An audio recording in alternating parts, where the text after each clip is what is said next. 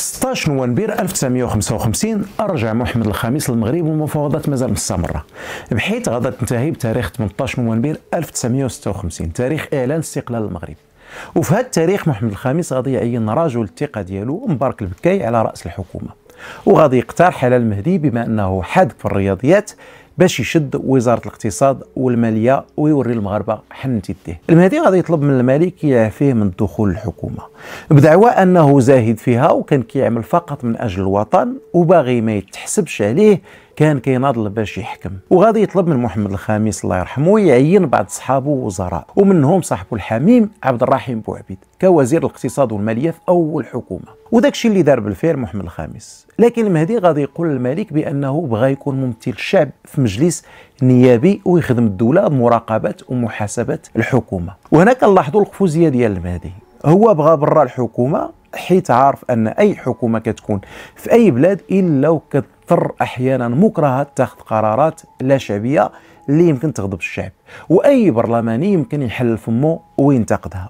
لكن عضو في الحكومة كيتحمل التبعات ديالها واخا ما يكونش موافق عليها، لأن الحكومة ولو ائتلافية ومكونة من عدة أحزاب فهي كتبقى متضامنة وكتحمل تبعات القرارات ديالها. وهنا بان المهدي ما عندوش استعداد ينتقدوه الناس ويهدم الشعبية والسمعة والصورة ديال المناضل المواطن ولد الشعب اللي صدرها للناس عليه. والغريب أن المهدي بدا كيلح على محمد الخامس باش يعين مجلس نيابي يراقب الحكومة، وقام الملك باختيار مجلس من الحركة الوطنية أغلبية الأعضاء ديالو من حزب الاستقلال، واللي انتخبوا المهدي على راسو في أول معركة كيجرب فيها الخدمة ديالو. Le 2 mars 1956, l'indépendance du Maroc est accordée. Mohamed Ben Youssef devient le premier souverain du Maroc indépendant sous le nom de Mohamed V.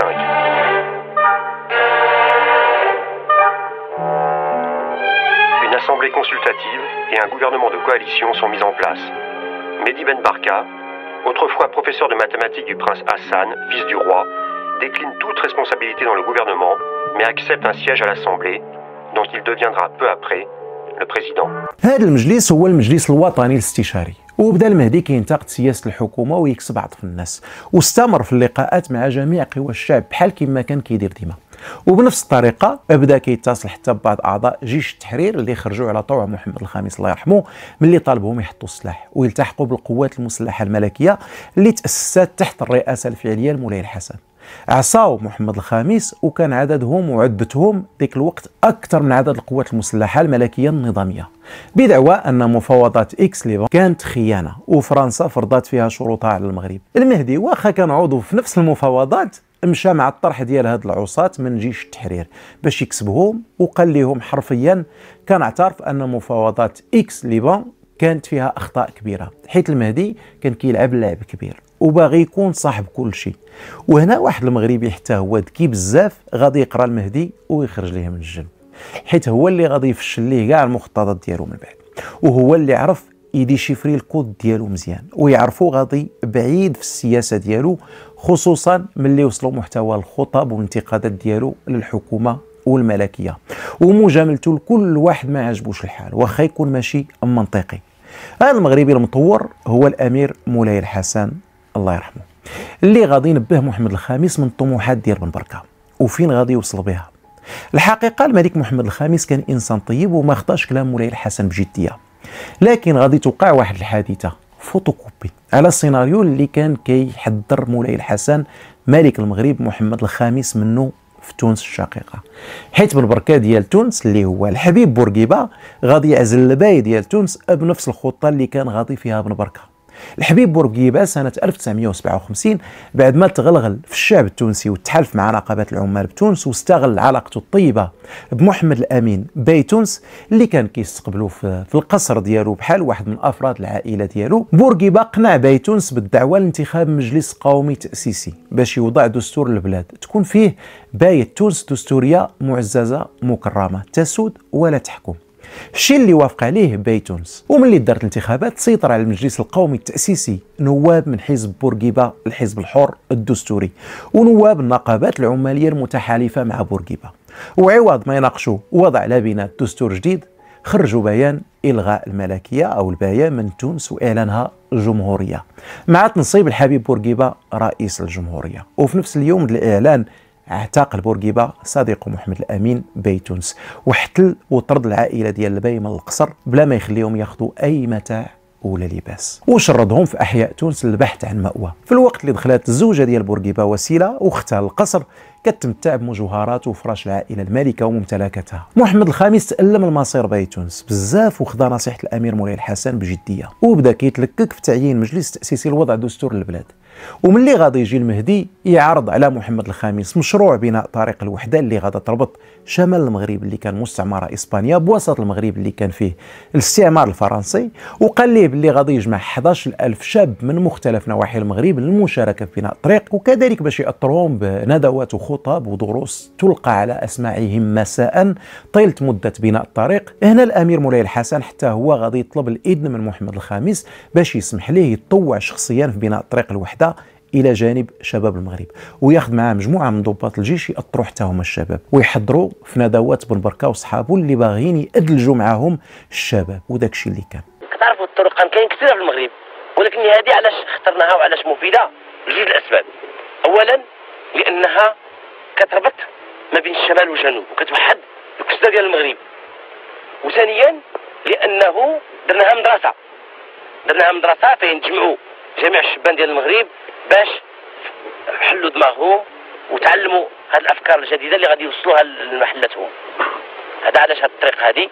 وفي سنة 1959 غادي يشق المهدي حزب الاستقلال وغادي ينفصل عليه بتأسيس الحزب الوطني للقوات الشعبية، وغادي ياخذ معاه النقابيين المحجوب بن الصديق وعبد الله إبراهيم، وكذلك بعض الشخصيات الأخرى من أصدقائه بحال عبد الرحيم بوعبيد، وغادي يتبعوا أيضا جميع الفئات من مناضلي الحزب الاستقلال اللي مآمنين بالفكر ديالو. المهم المهدي بكثرة ما بالغ في انتقاد حكومة بالافريج اقترح عليه محمد الخامس باش يهنيه من الانتقاد، وهو نيت يشكل حكومة منسجمة يعينوا على رأسها. لكن مرة أخرى المهدي رفض، هذا اللي باغي يخدم بلاده، رفض يكون رئيس وزراء ولا وزير، حيت هو الغرض ديالو هو يخلق البوز وينتقد الحكومة باش يبقى دائما عاجب الناس ويحبوه ويسمعوا المقترحات ديالو ويامنوا به. المهدي اقترح على محمد الخامس الله يرحمه يختار حكومة رأسها يساري من الحزب ديالو ويطلق ليها يدها تخدم. داكشي اللي دار محمد الخامس، واختار شخصية عبد الله إبراهيم اللي كيعرفوا واخا نقابي ويساري فهو رجل ثقيل ومتزن، ماشي بحال بن بركة اللي كيتسرع في اتخاذ القرار. وفعلا محمد الخامس خلى الحريه للائتلاف الحكومي باش يخدم في خاطره وكان كيساعده بخصوص اي اقتراح كيبغيو يطبقوه. والحقيقه تقال حكومه عبد الله ابراهيم في الاول كانت غاضه مزيان تحت مراقبه محمد الخامس ومولاي الحسن اللي متبع جميع الخطوات ديالها، وبدات بسياسه كتخدم الوطن كفصل الفرنك المغربي عن الفرنك الفرنسي وانشاء بنك المغرب عوض البنك المخزني، ثم صدر ظاهر 1959 اللي أسس الدرهم كعملة مغربية عوض الفرنك، وتم إنشاء أيضا الصندوق الوطني للضمان الاجتماعي وتكليف شركة إيطالية ببناء شركة سمير لتكرير البترول. وكل هذا الشيء كان مزيان وبالتنسيق مع الملك والأمير مولاي الحسن. لكن شوية شوية ولات حكومة عبد الله إبراهيم كتدخل في السياسة الأمنية وغالبا بإملاءات بن بركة اللي كان باغي بكل ثمن يقصص جناح الملكية، وعبد الله إبراهيم تابع للحزب ديالو يمكن يكون كيضغط عليه. فبالرغم من أن الحكومة كانت عارفة أن تدخلها في سياسة القوات العسكرية والأمنية غادي يستفز الأمير مولاي الحسن، ومع ذلك بدات كتحاول تلعب في الممنوع اللي يمكن يهدد المؤسسة الملكية، بحيث ولات باغا تطرد من الشرطة ناس بدعوى أنهم كانوا خدامين في الأمن من أيام الاستعمار، وتخلي فقط الناس اللي كانوا مقاومين لفرنسا وكانوا في جيش التحرير، يعني الناس اللي معبأهم بالبركة ومأطرهم بأفكاره ويقدر في أي لحظة يتحكم فيهم. هنا مولاي الحسن الله يرحمه غادي يطلب من محمد الخامس إقالة حكومة عبد الله إبراهيم اللي يلاه دوزت عام و5 شهور في عمرها وولات باغا تسيطر على القوى الأمنية للبلاد اللي كانت تابعة مباشرة للملك وولي عهده، واللي هي الضمانة الوحيدة لبقاء الملكية في المغرب واستقرار البلاد. بعد ما شاف الملك قدامه مآل ملك تونس أو باي تونس اللي تاقف بن بركة ديالو يعني بورقيبه. وبعد إقالة حكومة عبد الله إبراهيم بقليل أصبح الملك محمد الخامس يترأس الحكومة اللي عين من باب ما حك جلدك إلا ظفرك. وتم اقتراع 29 ماي 1960 انتخاب الفرق المهنية اللي اكتسحها حزب بن بركة بنجاح كبير، مع ملاحظة أن المغاربة اليهود سنة 1960 كانوا يصوتون لحزب بن بركة لأن مسألة الدين الإسلامي بالنسبة لبن بركة ما كانتش ذات اهتمام لا ديالو ولا من مبادئ حزبه، عكس حزب الاستقلال اللي كانت عنده مرجعية إسلامية ومسألة الدين الإسلامي من المبادئ اللي كيدافع عليها وعطيها اعتبار. وحيث اغلبيه اليهود كانوا كيمارسوا التجاره فتقريبا كلهم صوتوا لصالح حزب بن بركه في كل المدن اللي ساكنين فيها. اما بخصوص نتائج اقتراع مستشاري الجماعه المحليه ففاز فيها الفدي ب 69 صوت، وحزب الاستقلال ب 40 صوت، وحزب المهدي بن بركه ب 29 صوت، فيما الحركه الشعبيه فازت فقط ب7 اصوات. وبتاريخ 26 فبراير 1961 غادي يتوفى محمد الخامس، وغادي يبدا حزب بن بركه يضغط اكثر على الحسن الثاني، لانه كان عارف ان الناس كانوا متعلقين اكثر ويحبوا محمد الخامس الرجل الوقور اللي عنده معهم تاريخ كبير. ومولاي الحسن اللي غادي يصبح مالك من بعده كان مجرد وجه جديد بالنسبه لبزاف، وشاب مغمور ومازال ما عندوش الشعبيه او الخبره ديال الوالد ديالو اللي كان عايش فقط فضل حمايته. ووصلت الوقاحه باعداء الملكيه بالمغرب واعداء الحسن الثاني باش يكرهوا فيه الناس، لدرجه تلقوا معها اشاعه بانه باش يحكم تامر على باه وتسبب في الوفاه ديالو. المهم الحسن الثاني واخا تصدم بموت الوالد ديالو اللي كان باه وصاحبه وسنده في الحياه وفي السياسه، تكل على الله وعلى الذكاء ديالو وبدا كيخدم ويواجه بن بركه ومن معه. ثم بعد ذلك طرح الحسن الثاني اول دستور للبلاد على استفتاء شعبي سنه 1962، قاطعوا حزب بن بركه بدعوى انه دستور ممنوح وكيكرس السلطه المطلقه للملك، فيما شاركت باقي الاحزاب الاخرى مثل حزب الاستقلال، الحركه الشعبيه وغيرها.